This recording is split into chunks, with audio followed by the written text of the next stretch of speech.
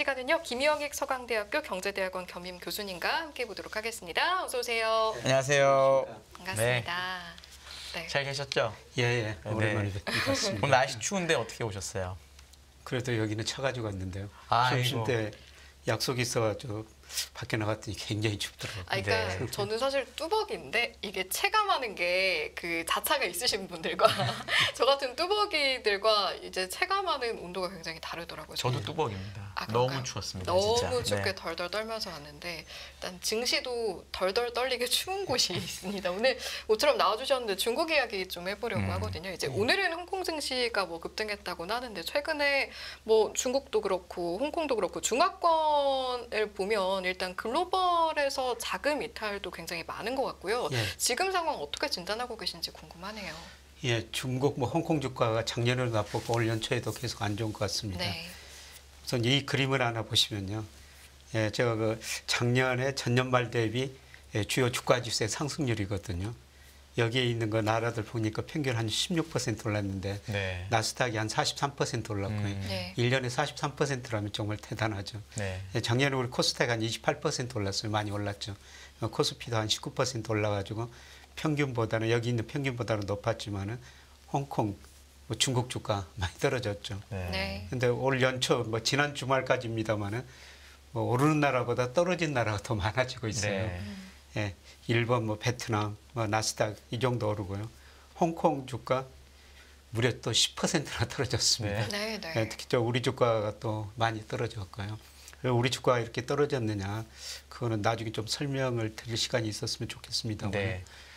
예, 제가 오늘 수급 분석을 한번 해봤거든요. 사실 네. 제가 올 그 주가 전망을 하면서 그래도 1월까지는 괜찮을 것이다. 2월, 4월 무렵에 조정을 보일 것이다. 이렇게 전망했는데요. 네. 1월 들어서자마자 1월 첫날만 오르고 그대로 계속 빠졌지 않습니까? 예. 그래서 왜 이렇게 빠졌을까 이런 걸 보니까 우리 저 기관들의 주식을 굉장히 많이 팔았더라고요. 네. 그래서 이 수급을 저는 전체적으로 수급이 주가를 펀더멘트를 결정하지 않는다는데 단기적으로는 굉장히 중요하거든요. 네. 그럼요.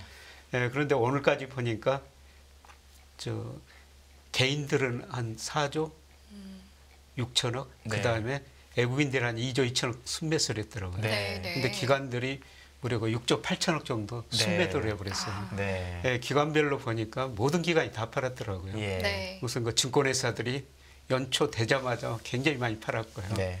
예, 그다음에 연기금도 팔아버렸어요. 연기금 팔고 있더라고요. 네. 예, 그래서 현장에 계시니까 더 잘 아시겠지만 네. 왜 이렇게 기관들이 연말에 팔았을까? 그러니까 작년에 그 주가가 많이 오르다 보니까 네. 차익 실현을 했지 않을까? 네.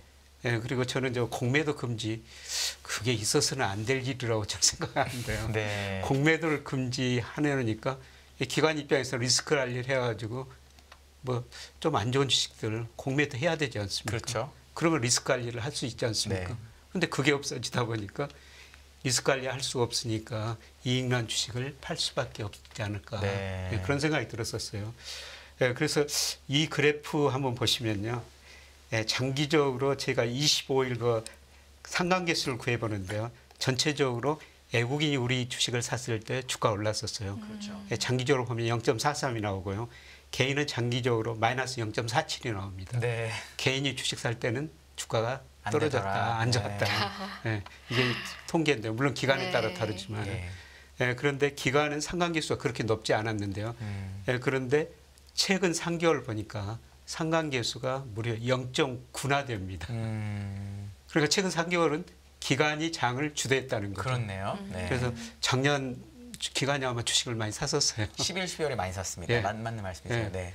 그러다가 이제 이익 나고 뭐 리스크 관리 수단이 별로 없으니까 이렇게 굉장히 그 주식을 6조 8천억 팔다 보니까 단기적으로 수급이 꼬이면서 예, 물론 그 핑계입니다. 아닙니다. 예, 그래서 충분히 그럴 수 있습니다. 네. 예, 그래서 1월에 제가 예상보다 좀 빨리 주가가 떨어졌지 않았을까 그런 생각이 듭니다. 네, 알겠습니다. 중국 주가 말씀하시는 데가 예. 다 세버렸네. 아닙니다. 괜찮습니다. 네. 어차피 우리도 지금 중요하니까요. 한국도 중요하니까요. 네. 예. 네. AS 해주셔서 감사합니다. 시청자분들이 아주 만족하실 거예요. 네네네. 그럼 중국 이야기로 넘어가 볼까요? 예. 네. 네, 그런데 제가 뭐 1988년에 증권회사 들어와가지고 지금 계속 그 주식을 보고 있는데 네. 주식이라는 거는 남들이 굉장히 어렵다 할 때, 남들이 손해 많이 볼 때, 그때 사는 게 그러니까 얘기는 많이 들었는데 손이 잘 안 나가요, 교수님. 네. 왜냐하면 손이 잘안 중국이 나가요. 이제 네. 사람이 뭐 펀더멘털도 너무 중요한데 예를 들어 홍콩이나 중국이 우리가 일반적으로 PER 이런 걸 많이 쓰잖아요. 예. 이게 뭐 역사적으로 보면 말도 안 되게 그냥 계속 내려와 있어서 예. 싸다고 사기는 되게 어려워진 지경까지 됐고 홍콩은 지금 PER이 뭐 6배, 6배 예. 반 이런. 그러니까 결국은 차트를 찾아보게 되고 예. 뉴스를 찾아보게 되는데 예. 별게 없으니까 우리 이승희 씨 얘기한 것처럼 손이 안 가는 거죠. 네, 안 뭐가 가죠. 없으니까. 그래서 네. 그거에 대한 좀 너무 클리어한 얘기를 해주시면 너무 그래서 감사할 것 저는 같습니다. 주식시장에 네. 늘 그 적당한 현금과 용기가 있어야지 돈 번다.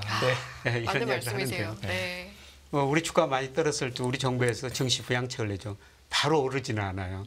그런데 몇 개월 되면은 뭐 증시 안정기금 같은 거 나중에 보면요 엄청나게 이익을 내고 네. 거의 해체됩니다. 네. 얼마 전에 저 독일 금리가 마이너스까지 갔을 때 네. 우리 그 파생성 팔아가지고 또 우리 국민들 많이 손해봤지 손실 많이 않습니까? 봤습니다. 네. 그때 반대로 했으면은 돈을 버신 거예요. 그렇죠. 그렇죠. 예, 홍콩, 뭐 중국 주가 굉장히 나쁘다고 그러는데 앞으로 좀 몇 개월 조금 더 나빠질 수는 있을 것 같습니다. 네. 그런데 이런 때는 우리가 역으로 한번 생각해 보자. 예, 저는 그렇게 말씀을 드릴 수가 있고요. 네. 그다음 PER 말씀드렸습니다만은 네. 예, 제가 한 증권회사 데이터를 받았는데요. 근데 제가 증권회사 다닐 때는 블룸버그 이런 그 그렇죠. 다양한 정보통신 수단이 있어가지고 거기서 데이터를 받았는데요. 네. 이 학교 오니까 가난해가지고 그런 게 없어요. 엄청 비싸거든요. 네. 네. 그래서 한 달에 제가 3년 매달 300만 원 주고 보다가 네. 아니 너무 비싸더라고요. 그렇죠. 그래서 그러니까요. 그게 벌 수 없으니까 이런 데이터를 얻을 수가 없죠. 네. 예, 그래서 결국 다른 증권에서 데이터를 얻을 수 이용할 수밖에 없는데 네. 네, 네. 이것 보면은 그 중국 CI 중국 그 상해 300, 3000, 예. CSI 300. 예, CSI 300. 예, 그다음에 항생지수 이렇게 PBR을 보니까요. 거의 역사상 바닥 수준까지 왔어요. 네. 물론 여기서 조금은 더 떨어질 수가 있죠. 예. 예. 그런데 이렇게 어렵다 할 때 우리가 오히려 거꾸로 한번 생각해 보셔야 된다는 겁니다. 예, 그리고 중국 경제가 제가 보기에는 극단적인 위기까지는 안 갈 것 같습니다. 물론 뭐 7%, 9% 고성장하는 시대는 이미 끝났어요. 네. 2008년에 미국에서 금융위기가 오고 2009년에 전 세계가 1980년 이후로 처음으로 마이너스 성장하거든요. 그런데 그때 중국은 9 내지 10% 성장합니다. 네. 그래서 그 당시 중국만이 자본주의를 구제한다 이런 극단적인 이야기가 나왔거든요. 근데 그때 중국 경제 성장 내용을 보니까요. 세계가 GDP에서 고정 투자가 차지하는 비중이 22%인데 중국은 47%까지 올라가 버렸어요. 이게 투자를 많이 하다 보니까 고성장했는데 투자했다는 것은 기업의 생산 능력이 늘어났는데 지금 수요가 부족하죠. 기업이 부실해지고 은행이 부실해지고 이때 특히 건설 관련 기업들이 너무 많은 투자를 했거든요. 네. 얘들이 구조조정을 해야 돼요. 네. 그런데 우리도 기업은행 부실 때문에 97년에 외환위기를 겪고 우리는 IMF 때문에 정말 빠르게 구조조정을 했지 그랬죠. 않습니까? 그런데 이 중국은 구조조정 속도가 너무 느려요. 네. 예, 그렇다고 저는 극단적인 침체에 빠지지 않고요. 4 내지 5% 중성장 국면에 들어섰다. 중국과 건설 굉장히 위험하다고 그러지만은 그 통계마다 다른데요. 중국 제가 국가통계국에서 나온 통계, 네. 뭐 공식적인 통계라 이용할 수밖에 없죠. 그렇죠. 중국 건설업, 그 다음에 건설 서비스업 차지하는 중국 GDP 비중이 한 13에서 16% 네. 그 사이거든요. 우리가 90년대 건설 투자로 굉장히 높은 성장을 했는데요. 그때 우리가 한 18% 됐어요. 맞습니다. 지금 이제 한 자릿수로 떨어졌고요. 예, 네. 맞습니다. 네. 근데 그때보다 중국이 상대적으로 적고요. 그 다음에 2008년 그 미국 집값이 떨어지면서 가계가 부실해지고 또 금융회사 파생상품 팔아가지고 부실해졌지 않습니까? 그런데 중국은 실물하고 금융하고 미국하고 그렇게 연결돼 있지 않아요. 네. 이런 측면에서 보면은 저는 중국이 극단적인 위기까지는 안 가고 그동안 뭐 7%, 10% 고성장하다가 한 4 내지 5% 중성장 국면에 들어서는 과정에서 진통이다. 그런 중성장을 가능하더라도 주가는 너무 저평가됐다. 그러면 네. 그런 네. 죄송합니다. 왜냐하면 이 자금 이탈 이슈가 왜 사실 요즘 나오냐면 교수님이 얘기하는 것처럼 주식이 싸다는 거는 수많은 투자자들이 동의를 하는데 예, 이게 예. 이런 거예요. 예. 뭐 중국이 그래도 좀 자본주의를 채택하는 것 같더니 예. 돌아오는 것 같고 시진핑은 막 무섭게 하고 예. 그러다 보니까 외국인들이 이제 중국 주식을 아무도 안 하고 다 돈을 빼고 있다. 예. 그렇기 때문에 주식이 아무리 싸도 안 산다. 이런 예. 논리가 하나 있고요. 예. 그다음에 이제 홍콩 같은 경우도 주식이 엄청 싸졌는데 예. 옛날에 홍콩은 이제 아시아의 최고 금융 도시였잖아요. 예. 근데 이제는 중국의 한 성같이 됐다. 예. 뭐 이러면서 이제 돈이 나오는 거에 대해서도 얘기를 하기 때문에 싸다고 사면 안 된다라는 논리도 있거든요. 예. 이거에 대해서는 혹시 어떻게 생각하시는지 제가 정말 뭐 그런 궁금합니다. 제도적인 문제점은 있죠. 네. 근데 제가 하나금융연구소 뭐 소장을 하면서요. 네. 중국 일을 참 많이 했었습니다. 그러니까요. 중국 사람들 네. 자주 네. 만나고 네, 네, 네. 중국 가서 여러 가지 이야기를 들었었는데요. 그런데 그때 그 중국 관리 좀 고급 관리한 사람이 이런 이야기를 하더라고요. 네. 사람 공산당은 통제할 수 있지만은 시장을 통제할 수 없다는 것을 자기들도 깨달아가고 있다. 네. 이런 이야기를 지를 합니다. 하고 있군요. 그 무렵에 영국의 디 이코노미스트나 경제주간지 보니까요. 시진핑이 모든 걸 통제한다고 말로는 하지만은 그 용타고 추락하는 그림이 네. 표지 그림으로 나왔었거든요. 저는 시장은 이기지 못하리라 보고 있습니다. 네. 결국 중국이 구조조정하고 중국도 중장기적으로는 위안화 국자를 포함하는 금융강국을 추구하고 있습니다. 네. 그래서 시간의 문제지 금융시장 더 개방할 수밖에 없을 거라고 보고 있습니다. 사실 미국이 중국한테 요구한 거는 중국의 금융시장 개방 아닙니까? 네. 2001년 중국이 세계 무역기구 가입하고 2002년까지 보니까 미국의 대중 무역 적자가 6조 2천억 달러 정도 됩니다. 네. 미국은 중국서 그 돈의 일부를 찾아오자는 겁니다. 네. 미국이 잘하는 게 금융이에요. 세계에서 잘하는 게. 그럼 미국이 중국한테 원하는 거는 빨리 금리 자유하고 외환시장 자유화하라는 거죠. 그런데 중국도 금융산업은 이미 다 개방해버렸지 않습니까? 물론 허가가 있어야지 예. 들어가기는 들어가는데요. 근데 뭐 재작년에 그 JP 모간이 100% 증권 자회사 만들었던 네. 것처럼 금융 산업은 개방해버렸거든요. 이제 금리 자유하고 외환시장 자유한데요. 뭐 시간이 좀 걸리기는 걸릴 것 같습니다. 그럼 그런 일이 벌어지게 되면 지금 중화권에서 증시에 자금이 나오는 건 맞긴 한데 왜냐하면 작년에 아마 연간으로 중국의 외국인 투자가 되게 오랜만에 마이너스가 났나 아마 그랬을 겁니다. 주식이 아마 아니면 소폭 매수거나 근데 얘기하신 것처럼 그런 과정을 거치면 예. 분명히 다시 돌아온다 예. 이렇게 보신다는 거죠. 예, 작년 10월까지는 들어왔었어요. 네. 그런데 11월 이후로 빠져나가고 네. 뭐 지난주까지도 좀 빠져나갔는데 지금 규모는 좀 줄어들더라고요. 예, 빠져나가는 규모가. 예, 예. 네. 근데 결국 저는 뭐 돈이라는 게 눈이 있거든요. 네. 돈이라는 게 눈이 있습니다. 수익률 난다고 그러면은 들어갑니다. 예, 저는 조만간 역전되리라 보고 있어요. 좀 용기 있는 돈들이 먼저 들어가고, 그다음에 수익이 나면은 다른 돈들이 같이 따라 들어가게 된 거죠. 아까 저 방송 전에 네. 우리 저 한 센터장님께서 네네네. 뭐 세계 그 주식 비중 중국 이머징 마켓 비중 올리고 미국 그 중립으로 하셨다. 네. 이런 말씀을 어제는 리포트가 하셨는데 있었습니다. 아. 저는 몇 개월 만에 아주 단기적으로 바꾸긴 했지만 네네.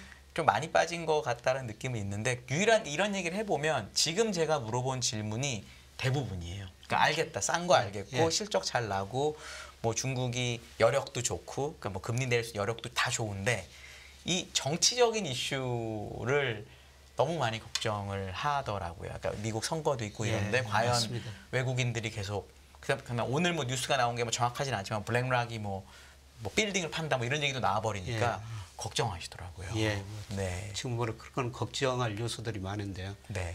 그런데 뭐 저는 아마 2분기 중후반 가면은 많은 생각들이 좀 서서히 달라지지 않을까. 2분기 중후반 한 예. 5월, 6월 이때 예, 말씀하신 거죠? 그렇습니다. 알겠습니다. 그러면 연장선상에서 뭐 제가 앞서 함께 여쭤보려고 했던 점은 이미 충분히 이야기가 나온 네. 것 같아서 그러니까 중국 증시를 논하려면 결국은 중국 경제로 가야 되니까 네. 그 측면에서 조금만 더 질문을 드려보겠습니다. 이제 중국 경제와 관련해서는 4D 라고 해서 제가 4D를 찾아보니까 부채, 뎁트, 디플레이션, 딜리스킹, 인구 통계학, 데모그래픽스 이렇게 4가지 재앙에 직면했다라고 하면서 우려하는 시각이 이제 있기도 하거든요. 이런 관점에서 중국 경제를 들여다본다면 여기에 대해서도 해주실 말씀이 있으실까요? 예, 그런 문제점은 분명히 있죠. 예, 중국의 기업 부채가 GDP 대비 작년 2분기 기준으로 국제결제은행 통계 따르면 한 162% 되거든요. 네. 기업 부채가 이렇게 높은 나라가 없죠. 예, 그런데 전체 부채를 따지면요. 네. 정부, 기업, 가계 부채에 따라주면은 중국이 그렇게 높은 편이 아닙니다. 네. 다른 나라보다 오히려 좀 낮은 편이죠. 오히려 우리나라보다도 더 낮은 편이에요. 네. 그래서 기업 부채는 뭐 많습니다만은 뭐 그거는 뭐 역시 뭐 문제로 남아 있고요. 그다음에 인구 문제도 장기적으로 뭐 줄어들 수가 있죠. 인구 네. 문제, 인구가 고령화되면서 성장률 낮아질 수가 있고요.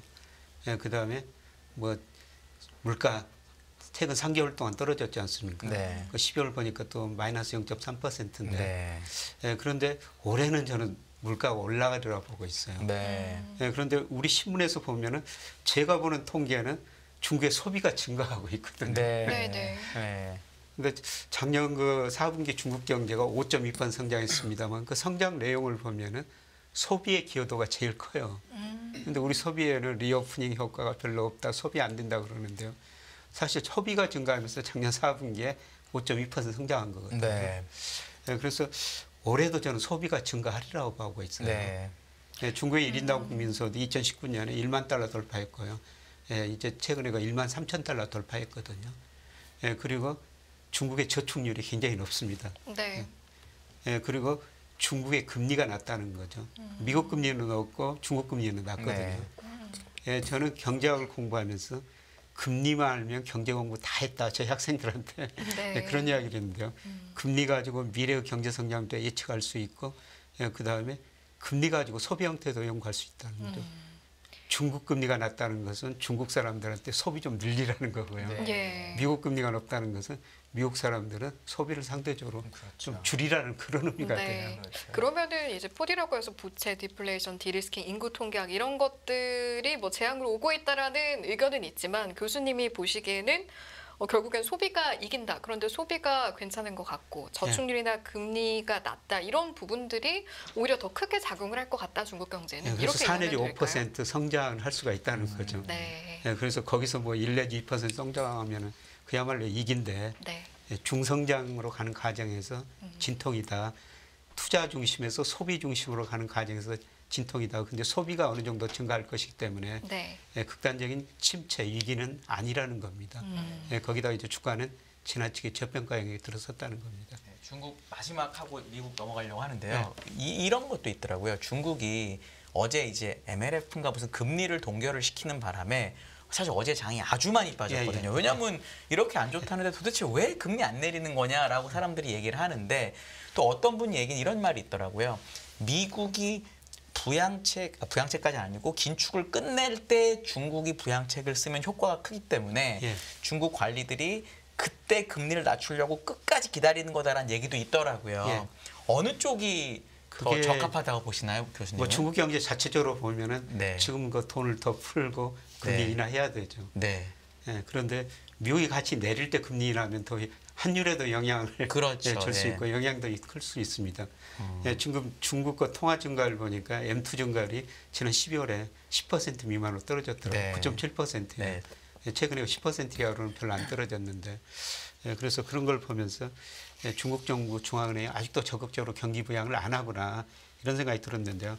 아까 말씀하시는 것처럼 미국이 금리 인하할 무렵에 그때 통화 정책을 적극적으로 운영하면 훨씬 더 심리적으로 효과가 있을 거라고 보고 있습니다. 그게 아까 말씀드린 뭐 4, 5월 무렵이 아닐까 4, 그렇게 5월. 생각합니다. 네, 알겠습니다.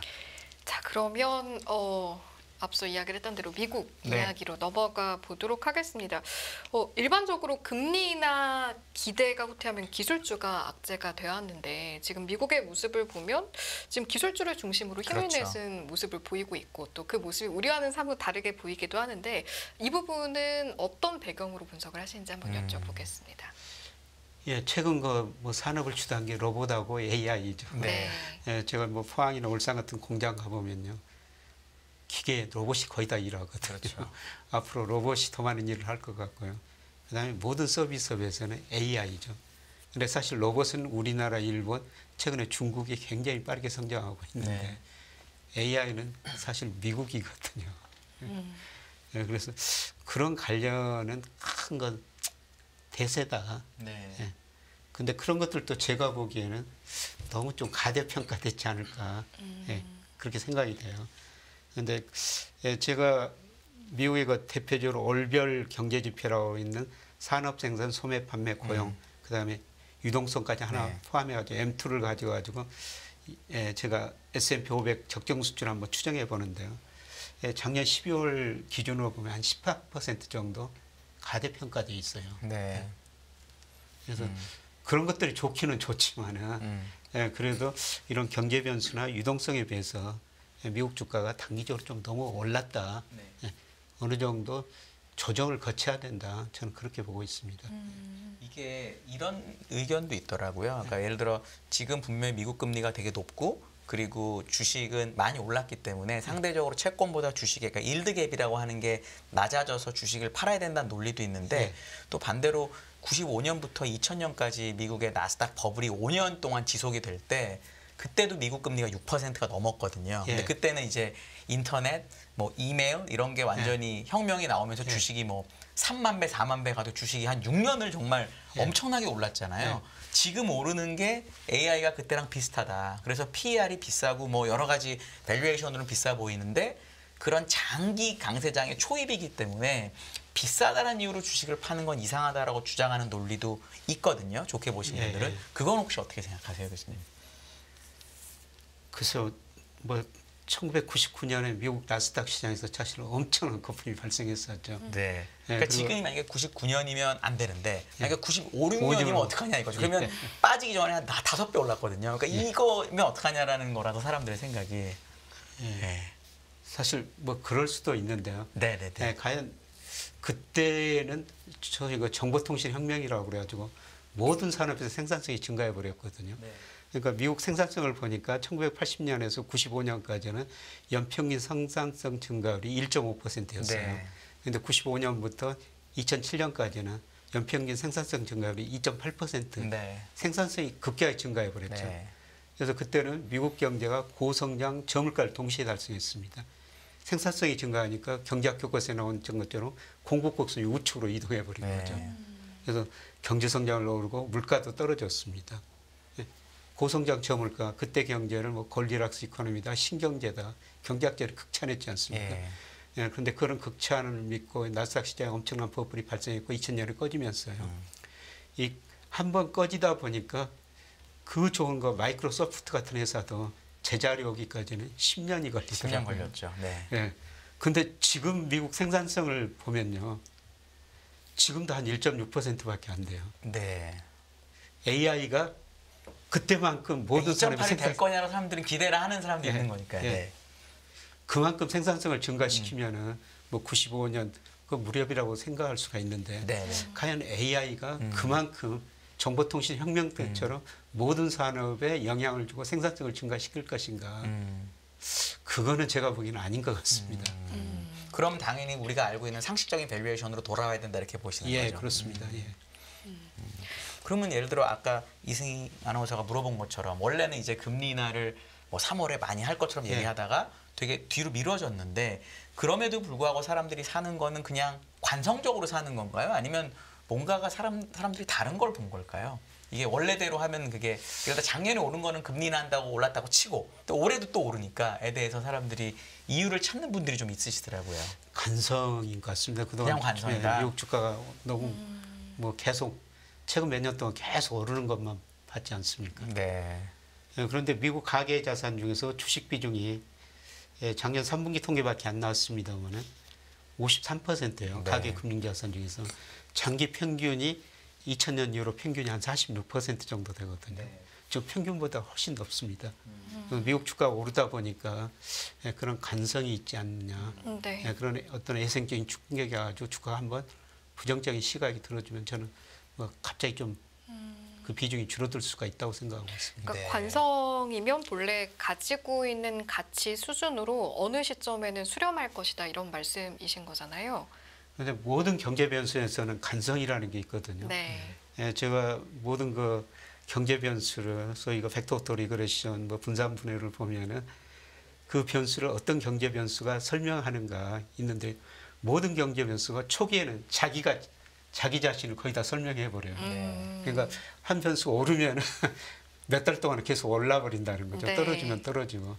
예, 그런데 최근 미국 주가가 계속 오르다 보니까 투자자들 사이에서 그런 간성이 지금 작용하고 있는 것 같습니다. 예, 그래서 적정 수준보다 조금 더 높은 수준에 있지 않을까 하는 네. 생각이 듭니다. 미국 증시 말고 미국 경제 상황 그 자체는 어떻게 보시는지도 궁금하고 항상 지표나 수치를 항상 팔로우업을 하시잖아요. 네. 체크를 하시잖아요. 최근에 좀 가장 눈에 띄는 뭔가 유의미한 수치를 보이는 것들이 있었는지도 좀 궁금하고요.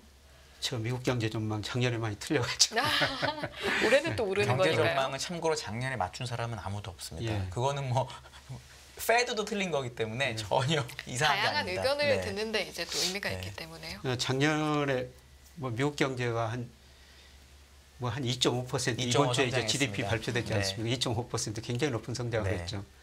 예, 그런데 저는 올 1분기, 2분기 물론 제 모델 수치입니다만은 1분기는 연율로 마이너스 0.8, 한 마이너스요. 예, 2분기는 마이너스 1.8 정도로 2분기 연속 마이너스 성장이 나오거든요. 경기 침체네요, 그러면. 예, 그래서 그래서 기술적으로는. 예, 좀 더 지켜봐야 될 것 같습니다만은 예, 제가 요새 계속 지켜보는 그래프가 이거예요.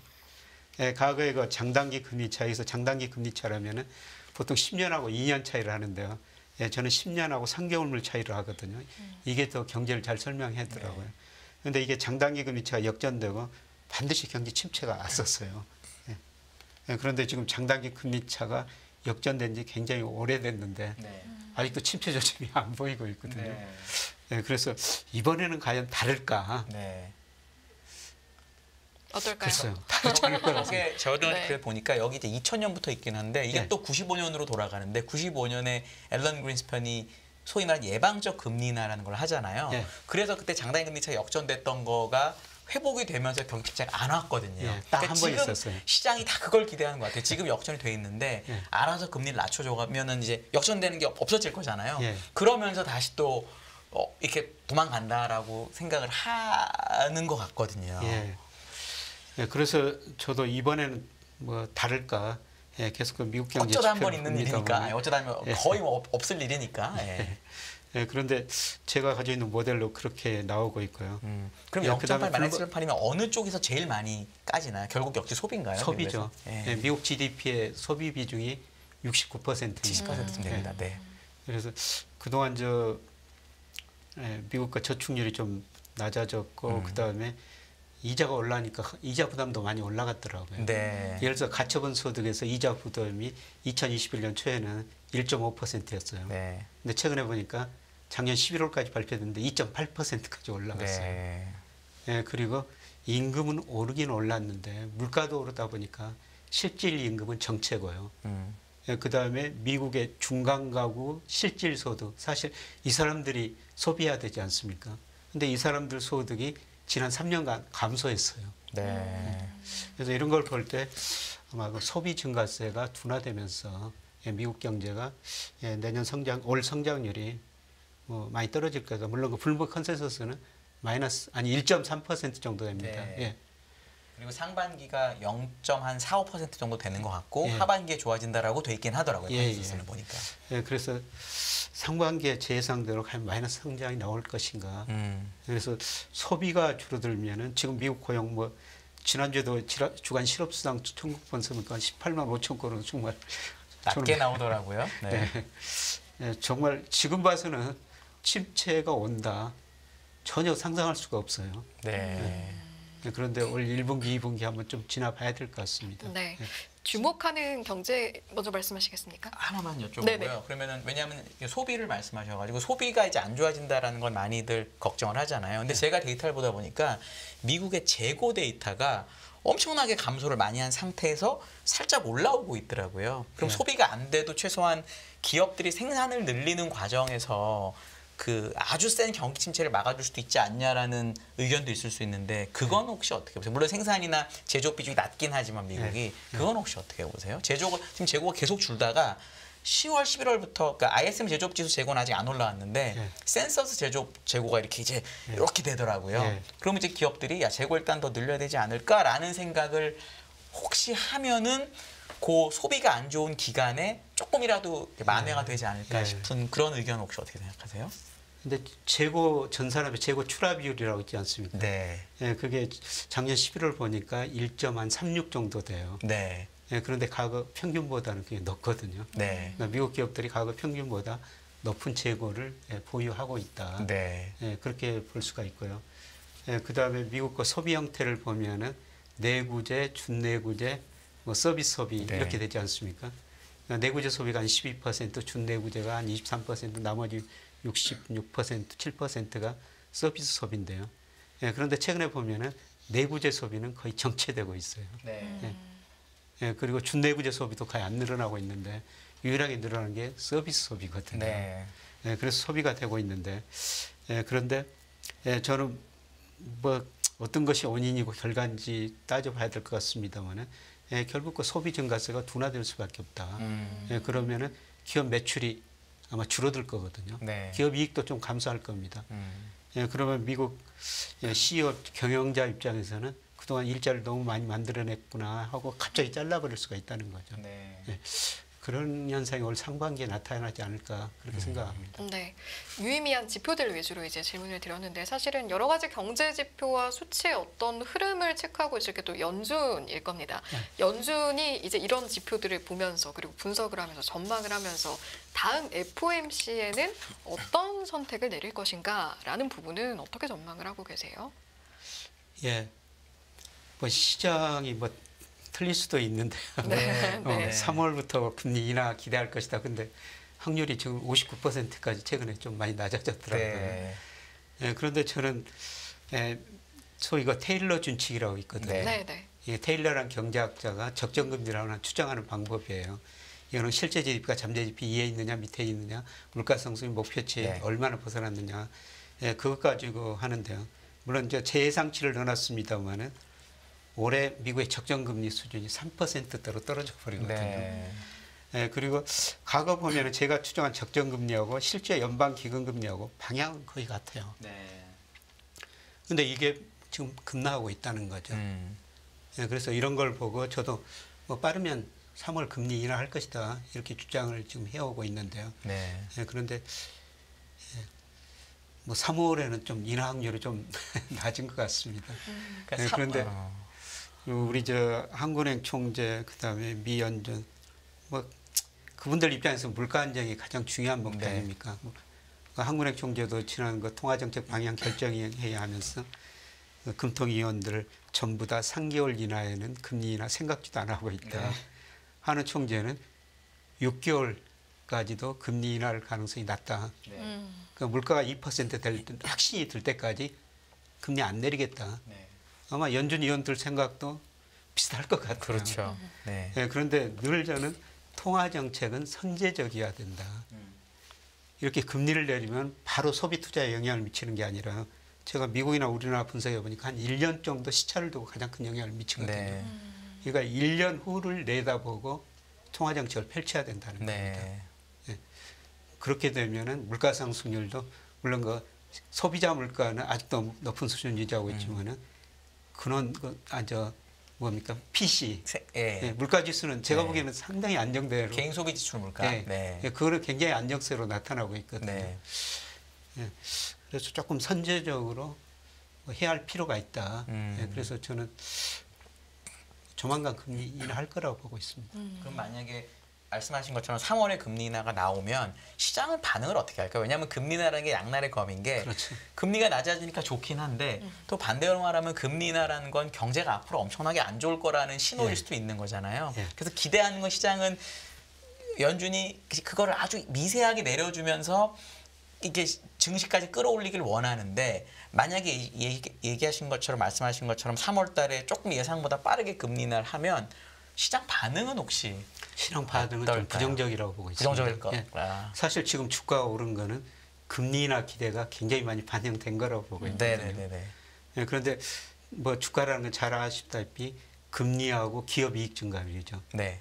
예, 금리는 인하하면 더 떨어질 거예요. 네. 예, 그런데 말씀하신 것처럼 금리 인하를 했다는 것은 경제 성장률이 낮아진다는 거죠. 그렇게 얘기한다는 거죠. 페드에서 예, 그죠? 예. 네. 그래서 금리 하락폭보다 기업 이익 증가율의 하락폭이 더 커버린다고 기대하면은 주가는 오히려 떨어질 수 있다고 보고 있습니다. 예, 제가 그런 의미에서 올해가 2, 3월, 4월까지는 미국 주가에 좀 조정을 거칠 것이다. 이렇게 전망하고 있는데요. 네. 좀 시간이 지나봐야 될 것 네, 같습니다. 왜냐하면은 지금 교수님 말씀이 되게 의미가 있는 게 지금 다들 금리 인하를 하면 주식이 좋을 거라고 얘기를 많이 하시고 만약에 3월에 금리 인하 안 하면 실망해서 판다라고 그러는데 교수님 반대로 금리 인하가 되면 시장이 경제가 나쁘다는 뜻으로 받아들일 거다라고 지금 얘기를 하시는 거라서 되게 네. 의미 있게 좀 들으시는 게 좋을 것 같아요. 네. 이 부분 참고해 주시고요. 미국에 이어서 일본 증시 이야기도 해야 되는데 여기도 분위기가 좋아요. 그래서 이제 니케이 바라보시면서 이렇게 사상 최고치를 보이는 이유, 연일 보이고 있는 이유 어떻게 분석하시는지 한번 들어보겠습니다. 아직 사상 최고치는 아니고요. 아, 그러면 30 몇 년 만에 최고치 네. 거의 예, 사실 저 일본 주가가 89년에 거의 4만 갔었습니다. 네. 4만 근처 3만 예. 8,900 뭐 이 예. 정도까지 갔었거든요. 예, 그리고 거의 7,000대까지 떨어지다가 네. 지금 뭐 3만 7천 왔으니까 네. 거의 이제 최고치를 경신해 가고 있는 거죠. 예, 그런데 일본 주가가 이렇게 올라가는 거는 예, 저는 지난 2년 동안 전 세계가 인플레로 심각한 고민을 했지 않습니까? 일본은 인플레 때문에 살아났다고 보고 있어요. 네. 일본 경제가 그동안 디플레이션이었지 않습니까? 물가가 떨어지니까 가격 소비를 밀었는데 물가가 오르니까 이제 소비를 앞당길 수가 있다는 것이죠. 예, 그래서 저는 일본 경제가 디플레이션에서 탈피하는 과정이라고 보고 있어요. 예, 대표적으로 GDP 디플레이터라고 보는데요. 예, 그게 94년부터 2011년까지는 계속 떨어졌어요. 근데 2012년 아베노믹스 있은 후에 조금 약간 미미하게 반등하다가 재작년에 네. 급격하게 올라가 버렸거든요. 그래서 GDP 디플레이터 올라간 거 보고 예, 일본 경제가 디플레이서 탈피하고 있구나. 예, 그런데 일본 그 중앙은행 오늘도 통화정책 방향 결정에 끝냈는데요. 네. 예, 거기서 역시 한국은행처럼 물가가 2% 확신이 들 때까지 좀 기다리겠다. 여긴 반대로죠. 그 올라온 게 올라오는 2%가 확신할 때 우리랑 반대입니다. 예. 일본은. 네. 그렇죠. 우리는 2%까지 내려가야 되는데 되는 거고. 거기는 또 2%까지 올라가는 걸 확신할 때까지 금리 안 예. 올린다고 한 거죠. 예. 네. 네, 그런데 오늘 보니까 일본과 해계년도 기준인데요. 그 물가를 그렇게 전망하더라고요. 4월부터 내년 3월까지. 3월까지. 예. 근데 올해 그 물가가 올 해계년도 기준 2.4, 내년에 1.8. 그렇게 전망을 해놨더라고요. 그 정도면은 저는 이제 마이너스 금리 포기할 거라고 보고 있습니다. 예, 그것도 시간의 문제고요. 이것도 역시 4월, 5월 가면서 아마 일본도 마이너스 금리 포기하지 않을까 그렇게 생각하고 있습니다. 그럼 만약에 마이너스 금리가 포기가 되면은 이제 엔화가 다시 강세가 될 거잖아요. 예. 근데 일본은 제가 그려보니까 역사적으로 엔화가 강세일 때 주식이 좋았던 적이 별로 없더라고요. 왜냐하면 제가 2012, 13년에 일본 주식을 어떻게 하다가 커버를 하기 시작하게 된 이유가 그 당시 제가 다니던 회사에서 수많은 일본 애널리스트들을 내보냈거든요. 왜냐하면 지수가 아까 7천이었으니까. 예. 그때 옌이 제 기억에 80엔인가 그랬거든요. 엄청난 강세였는데 예. 그게 결국 약세로 오면서 주식이 올라오는 경향이 있고 예. 작년 말에도 그랬거든요. 그럼 만약에 그 마이너스 금리를 해지해서 옌이 강세가 되면 일본 주가도 빠질까요? 이번에는 어떨 것 같으세요? 좀 그러면? 저는 빠질 거라고 보고 있습니다. 아, 엔화가 예, 옛날하고 똑같은 규칙일 거다. 예. 네. 많이는 안 빠져도 네. 예, 지금 제가 어느 나라나 장기적으로 그 명목 GDP하고 주가 상승률이 좀 높지만은 방향은 거의 같거든요. 그렇죠. 그래서 일본하고 미국 명목 GDP 가지고 측정해 보면은 두 나라 주가는 가대평가됐어요. 네. 우리나라하고 중국 주가는 저평가 영역에 들었었습니다. 일본 주가가 디플레이션 탈피하는 과정이라고 생각하면서 너무 빠른 속도로 올랐다는 거죠. 예, 그래서 일본 주가도 저는 가대평가 영역에 미국 주가와 같이 가대평가 영역에 들어있다고 보고 있습니다. 미국하고 일본이 약간 과대평가까지 와 예, 있다. 예. 그러니까 예를 들어 마이너스 금리 해제하면서 정상화되는 것도 옌이 강세되는 걸 보고 사면 안 된다. 왜냐하면 주가가 빠질 거니까. 그런 약간 예, 느낌이신 엔강세는 거죠. 좀 노릴 수가 있을 것 같습니다. 엔화를 갖고 있는 예. 거지 주식은 예, 아니거든요. 예, 그렇습니다. 그렇습니다. 저평가에 들어갔다고 말씀하신 우리나라 증시는 사실 주변 주요국 대비 잘 못 가고 있잖아요. 이거는 왜 그렇다고 생각하세요? 일본하고 비교 한번 해주죠. 왜냐면 일본 딱 옆에 있는 나라는 너무 차이가 나니까 다들 좀 슬퍼하시는 것 같더라고요. 예. 네. 예, 사실 작년 그 11월, 12월 우리 주가가 많이 올랐어요. 많이 올랐죠. 예. 근데 작년 10월 말 기준으로 하면요. 우리 주가가 그렇게 나쁜 건 아니거든요. 그렇죠. 근데 예. 올 지금 올해 들어서만 예, 나쁘죠. 예, 그런데 작년 11월, 12월에 많이 올랐기 때문에 뭐 기준 시점에 따라 좀 그렇지. 예, 다르다고 볼 수가 있을 것 같습니다. 예, 그런데 저는 이제 우리 주가를 볼 때 아주 단기적으로 볼 때 이 장단기 금리 차 가지고 단기적으로 전망하거든요. 이 장단기 금리 차라는 것은 10년하고 1년 예, 국고채 수익률 차이예요. 이게 선행지수 선행하고 우리 코스피에도 한 1개월 정도 선행해요. 예, 그런데 장단기 금리 차가 작년 12월에 이게 역전돼 버렸거든요. 네. 10년 국채 수익률 1년짜리보다 낮아진 거예요. 네. 이거는 주가 조정을 예고를 했었습니다. 그런데 이게 이제 1월 들어서는 이게 다시 정상화되고 있거든요. 네. 그래서 이거로 보면은 2월 말 지수는 1월 말 지수보다 높을 것이다. 그래서 여기서 저는 많이 빠지리라고 생각 안 해요. 예. 아까 우리 주가가 작년에 많이 올랐기도 했지만 아까가 단기적으로는 수급에 영향을 많이 미쳤다. 기관들이 뭐 증권회사 주식 많이 팔고 자산운용사, 예, 그다음에 연기금까지 전부 팔아버렸거든요. 네. 예, 그러다 보니까 그 충격으로 뭐 1월에 주가가 별로 안 좋은데요. 물론 여기서 뭐 급격하게 상승하기는 어렵습니다만은 뭐 저는 뭐 2,400까지 최근에 떨어졌는데 네. 예, 그게 거의 박스권 하단이지 않을까. 박스권인데 네. 박스권 하단까지 왔다. 예, 그렇게 지금 보고 있습니다. 왜냐하면 지금 3개월 연속 우리가 수출이 좋았다가 네. 물론 20일까지라서 또 20일까지는 또 수출이 약간 마이너스가 났고 일당은 조금 늘긴 했지만 보통 이제 교수님이 제일 신뢰하시는 지표 중에 하나가 제 기억에는 이제 일당 수출 금액의 증가율을 하고 많이 주식을 그리셨잖아요. 네. 그 3달 좋았다가 이번 달 20일까지 별로인 거는 신경 안 써도 될까요, 교수님? 조금 예상보다 좀 낮게 나와서 저는 조금 걱정하고 있습니다. 아, 걱정돼요. 아. 네. 20일까지 수출이 1.1% 감소했고요. 감소했고요. 예, 그런데 일평균 수출 금액은 2.2% 증가했거든요. 증가했죠. 네, 네, 네. 예, 그런데 증가폭이 제 예상보다 낮은데요. 음. 그거로 올 말까지 2.2% 증가한다면은 예, 제가 가지고 있는 일평균 수출하고 코스피하고 상관관계 통계 분석을 해보면요. 이달 말 적정 주가 지수가 한 2,622 정도 나와요. 아, 2.2로만 해도요? 2.2만 해도요. 해도. 예, 그러면 주가가 저평가돼 한 있다는 200포인트 거죠. 정도, 150포인트 정도 아래 있는 거네요. 예, 그래서 네. 저평가돼 있다는 겁니다. 그러면은 근데 보통 이제 저도 10일, 20일 옛날에 수출 보다 보면은 되게 변동성이 변동이 크더라고요. 심하죠. 네. 그래서 사실은 만약에 연말까지 2.2가 아닐 수도 있으니까 그러면 조금 더 있을 수도 있는 거네요. 만약에 수출이 좀 더 잘 되면은 아마 저는 모델대로만 올 하면은. 말까지는 2.2 좀 더 높게 나오리라고 보고 있습니다. 네, 그리고 작년에는 아마 설날이 1월에 있을 거예요. 근데 올해는 2월이 있으니까 그랬던 것 같네요. 올해가 네. 나머지 그 10일 동안 일하는 날짜가 많으니까 네. 2월 1일 날 수출입 증가율은 굉장히 높게 나올 거예요. 네, 그런데 그것보다는 일평균 수출을 봐야 그렇죠. 되는데 일평균 수출이 최소한 저는 2.2%보다는 높아져 있을 거다. 그러니까 2.2%에서 현재 코스피가 저평가됐는데 그것보다 더 높다면은 저평가 정도가 조금 더 심할 거라는 겁니다. 네. 지금 저희가 홍콩 관련해서 이제 중화권 증시를 짚어봤고요. 그리고 미국 이야기했고 또 일본 이야기했고 우리나라 이야기를 했습니다. 저희가 이제 일부 후반부에 들어서면 어쩔 수 없이 결국에는 투자 전략에 대한 질문을 그치. 드리게 되는데요. 네. 그러면 각 나라가 이런 상황이라면 뭐 일단은 미국과 국내 는 물론이고 뭐 중화권부터 일본 증시까지 쫙 펼쳐놨을 때 가장 매력적인 투자처라고 생각하시는 곳은 어디일까요? 네, 저는 이제 뭐 중국, 인도 이머징 마켓이라고 보고 있거든요. 이머징 아. 마켓. 네, 상대적으로. 네, 그런데 뭐 작년 통계는 안 나왔지만 2022년 통계 보니까요.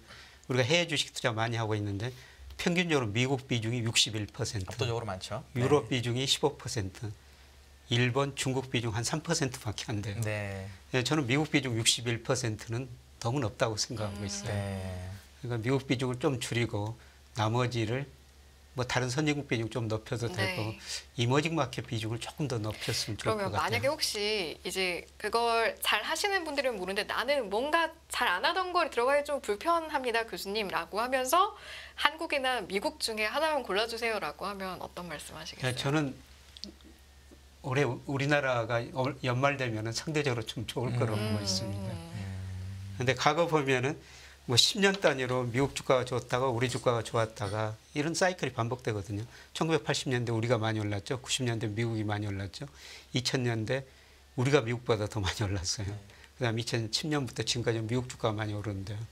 저는 앞으로 10년은 우리 주가는 저평가되어 있고 미국 주가는 고평가 영역이 있기 때문에 그리고 저는 장기적으로 달러가치 하락이라고 보고 있거든요. 그래서 우리 주식 비중을 조금 더 좀 올렸으면 좋겠다. 그렇게 생각이 듭니다. 그러니까 결국 한국, 중국 뭐 이런 종목, 이런 쪽을 좀 늘리고 예.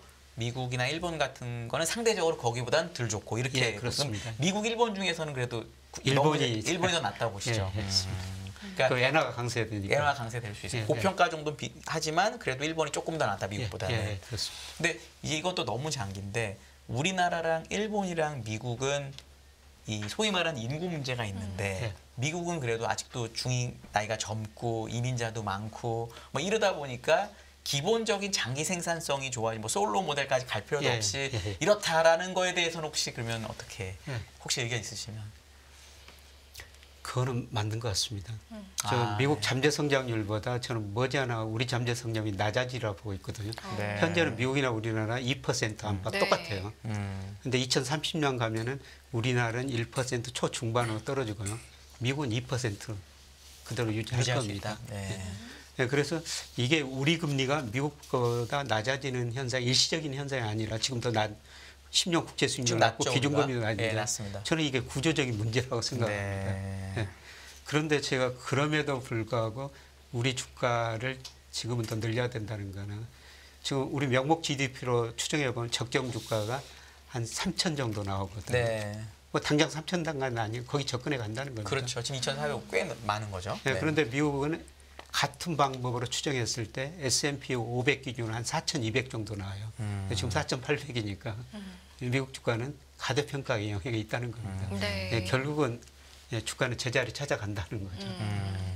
그 나라별로 이제 선택을 한 다음에는 어떤 업종, 어떤 종목으로 할 것이냐 또 종목까지는 이런 좀 그렇고 업종 네. 정도. 네, 그래서 이제 질문을 해가는 과정이었습니다. 감사합니다. 종목까지 여쭤볼 네. 수는 없고요. 네. 그래서 이제 하나씩 좁혀간다라고 하면 나라에 대한 건 여쭤봤으니까 거기서 업종을 본다라고 하면 어떤 섹터를 좀 주시하는 게 좋을까요?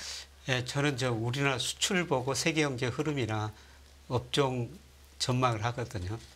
예, 그런데 1월 뭐 20일까지 통계인데 뭐 아직은 이것 보고 한 달 통계라 네. 볼 수가 없는데요. 네. 반도체 수출이 거의 20% 증가했거든요. 네. 전년 동기 대비. 예, 반도체가 그동안 감소했는데 반도체 수출이 중국으로 증가하고 있고요. 예, 그다음에 그 선박이라는 것은 월별 변동성이 굉장히 심해요. 그렇죠. 근데 이것도 거의 90% 증가했습니다. 1월 수출 보니까 우리 수출 비중에서 반도체하고 그동안 선박이 비중이 떨어졌는데 올해는 반도체 비중하고 저 선박 비중이 올라갈 거라는 거예요. 예, 그래서 우리 수출을 주도하는 게 이 두 업종이고요. 주식시장이 이걸 그대로 반영하지 않을까 그렇게 생각합니다. 오히려 자동차 올라온 건 저건 2차 전지 때문에 올라왔던 건데 그럼 저건 좀 줄겠네요. 그럼. 그렇죠. 이제 네. 올해는 자동차 비중은 줄어들고 반도체하고 선박 비중이 네. 늘어날 겁니다. 네, 우리나라에서는 그렇다고 그런 업종이. 주가는 정말 선행하더라고요. 네. 작년에 반도체 업종 주가 지수 엄청 올랐지 엄청 않습니까? 올랐죠. 맞아요. 엄청 네, 올랐죠. 그런데 그게 올해 이익을 다 반영해 버렸다. 음. 근데 올해 이제 주가 오르려면은 내년 이익이 그렇게 증가해야 되거든요. 그래서 애널리스트들 삼성전자 영업이익 전망치를 계속 지켜보고 있는데요. 네. 뭐 계속 좀씩 변화하고 있습니다만은 작년에 그 영업이익이 한 7조 혹은 8조 정도 추정하더라고요. 네. 근데 올해는 뭐 30에서 35조. 네. 근데 내년에는 뭐 40조 안팎. 네. 올해는 급격하게 늘어나지만 내년에는 늘어나는 속도가 줄죠. 둔화된다는 네. 거죠. 네. 네. 네, 그래서 올해 이익을 반영해가지고 작년에 반도체 주가가 그렇게 많이 올랐는데 내년 이익이 올해보다 늘어난 속도가 그렇게 빠르지 않다면은 올해는 그렇게 많이 오르기가 힘들겠구나. 오르기는 오르는데 네. 네, 그런 생각이 듭니다. 그런데 역시 우리 수출 보니까 연초 수출 보니까 반도체하고 조선업종 이 두 개 비중이 늘어날 것이다. 이런 업종이 상대적으로 좋을 것이다. 그렇게는 보고 있습니다. 네. 네. 그 아까 AI 이야기도 잠깐 해주셨었는데 AI나 2차 전지 이쪽은 어떻게 판단하세요?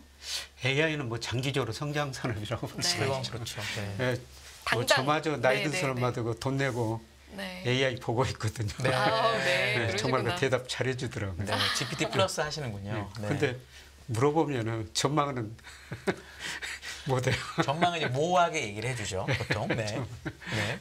근데 모든 산업에 AI가 접목돼가지고 특히 서비스업에 저는 서비스업의 생산성을 많이 늘리리라고 생각해요. 네.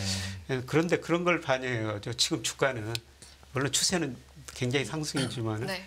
너무 단기적으로 추세에서 위로 벗어났지 않느냐 예, 그렇게 생각하고 있고요. 예, 그다음에 2차 전지 참 저 힘든 주식인데 그러게요. 쉽지 않죠. 그래서 2차 네. 전지 뭐 이익 전망치 뭐 PR 보니까 예를 들어서 작년에 220배 갔던 게 PR이 최근에 보니까 한 60배, 네. 뭐 50배 이렇게 낮아지고 있더라고요. 물론 어떻게 생각하면 50배, 60배도 높죠. 그렇죠. 네. 그래도 미래 성장성을 고려하면은 이제 그래도 종목별로는 좀 차별화돼서 올라가지 않을까 그렇게 생각합니다. 네. 이 정도로 업종 여쭤봤고 진짜 또 마지막 제일 필수 중요한 질문. 질문이 남아있네요. 네. 보니까. 자산 배분 전략 어떻게 해야 할지 이것도 다들 또 고민하시는 부분이라서 예. 이제 자산을 가지고 있는데 뭐 이런 투자처도 있고 뭐 저런 주식, 투자처도 채권, 있고 뭐 금, 원자재 뭐 요 정도만 네, 해주시면 또 너무 감사할 것 ETF도 같습니다. 있을 거고 네. 저는 작년 3분기 9월 기준으로 보니까 우리 가계금융자산 중에서 현금 및 예금 주로 은행에다 맡긴 게 47% 너무 높아요. 예, 채권 비중 3.2%, 주식 비중 21.7%거든요. 네. 은행 예금 저는 과감히 줄여야 된다고 생각하고 있어요. 네. 그걸 줄이고 조금 안정적으로 수익을 기대하는 사람은 채권 많이 사셔야 된다고 생각하고 있고요. 물론 금리가 떨어져서 지금 정체되고 있지만은 우리 저 잠재 성장을 보면은 장기적으로 하락이라고 보고 있거든요. 저는 채권 계속 사셔야 된다고 보고 있고요. 네. 그다음에 주식도 우리 주가는 저평가 영역이 있다. 제가 어떻게 알겠습니다만 제가 올해 전망하면서 한 2월, 4월 조정이다. 그리고 9월, 10월 조정일 것이다. 이런 말씀 계속 드리고 있습니다만 그때마다 저는 주식 비중 늘려야 된다고 생각하고 있습니다. 그러니까 이번에 2월 뭐 1월이든 이제 조정이 나온다는 거 맞추신 거니까 조정이 나올 때 두려워하지 말고 예, 더 그렇습니다. 사는 게 우리나라 주식은 맞다라는 예, 거고. 맞습니다. 채권 금리는 사실 많이 빠졌다가 지금 잠깐 올라왔잖아요. 잠깐 올라왔죠. 여기서도 그냥 더 걱정하지 말고 사도 좋다 이렇게 보시는 거죠. 예, 그렇습니다. 뭐 우리 10년 국채 수익률이 4.6%까지 올라갔다가 네. 네. 뭐 3.12% 떨어졌다가 3.5 정도 하는 것 예, 같은데요. 예, 네. 그 정도 올라갔는데요. 여기서 좀 더 올라갈 수는 있습니다. 네. 예, 그러나 우리 경제력을 금리를 결정하는 뭐 경제 성장을 저축 투자율, 은행의 채권 매수 이런 걸 고려하면요, 저는 장기적으로 더 떨어질 수밖에 없다고 생각하고 있습니다. 정말 마지막으로 원자재는 혹시 원유나 이런 투자는 어떻게 생각하세요? 뭐 금이든 뭐 이런 것들. 예, 저는 금하고 ETF 아니죠, 뭡니까? 비트코인, 코인 금하고 비트코인. 가상화폐 네. 이런 거는 한 10% 정도는 음. 투자해도 괜찮다고 생각하고 있습니다. 음. 네, 제가 비트코인이나 금 가격을 이렇게 결정 요인 분석해 보니까요, 미 달러 지수가 하락할 때나 미 국채 수익률이 하락할 때 두 자산 가격이 올랐거든요. 네, 그런데 저는 뭐 올해 미국 금리도 떨어지고 달러 지수 하락할 것이다. 그런 두 자산 가격이 올라간다는 거죠. 근데 네. 두 자산 공통적으로 이자도 배당도 없으니까요. 그렇죠. 네. 많이 사시는 건 그렇고요. 아, 네, 저도 뭐 10%만. 금리 ETF 좀 사놓고 네. 기다리고 있습니다. 네. 이제 그리고 비트코인도 이제 ETF가 현물이 생겼으니까 뭐 지금은 맞아요. 우리나라에서 매매가 안 네. 되긴 하지만 언젠가 될 거니까. 네. 아까는 저희가 시간이 좀 부족할까봐 이제 넘어간 부분들이 있었는데 시간 저희가 아직 한 3분 정도 허락이 된 것 같아서 네. 아까 아쉽지만 보냈던 참아하지 못했던 질문들을 좀 하고 네 저희 마무리하도록 하겠습니다. 일단은 유가 이야기 지금 나온 김에 여쭤보면 지금 국제유가가 한 달 만에 최고치를 기록했거든요. 이런 추세를 보면 물가 상승 압력을 좀 키우고 있다라고 봐야 하는 건지 어떤 정도로 지금 상황을 받아들이면 되는 걸까요? 예, 그거는 뭐 중동 사태가 어떻게 전개되느냐 거기에 따라 유가는 달려 있습니다. 아, 근데 그 사태는 좀 어디로 어느 정도로 될지가 참 판단하기가 쉽지가 또 않아서요. 예, 그거는 네. 분명히 이거 유가 상승 요인인데요. 예, 그런데 전 세계가 전기차가 많이 사용하면서 네. 원유 수요는 상대적으로 줄어들고요. 그다음에 세계 GDP의 24% 차지하고 있는 미국, 그다음에 18% 차지하고 있는 중국. 두 나라 경제 성장률이 작년보다 낮아진다는 거거든요. 네. 그래서 원유 수요가 그렇게 늘어나지 않으면서 유가는 안정되리라 보고 있습니다. 네. 물론 이 그림을 보면요. WTI 전년 동월 대비 변동률이 미국 소비자 물가에 한 2개월 정도 선행하고 있어요. 네. 그래서 최근에 유가도 안정되고 물가 상승도 안정되고 있습니다만 만약 중동 사태가 악화돼가지고 유가가 오르면은 미국 소비자 물가가 오를 수가 있죠. 그럼에도 불구하고 미국 수요가 위축되니까요. 저는 유가가 물가 상승에 미치는 양이 그렇게 크지는 않을 거라고 보고 있습니다. 네, 알겠습니다. 여기까지 정리하고 저희 1부 순서 마무리하겠습니다.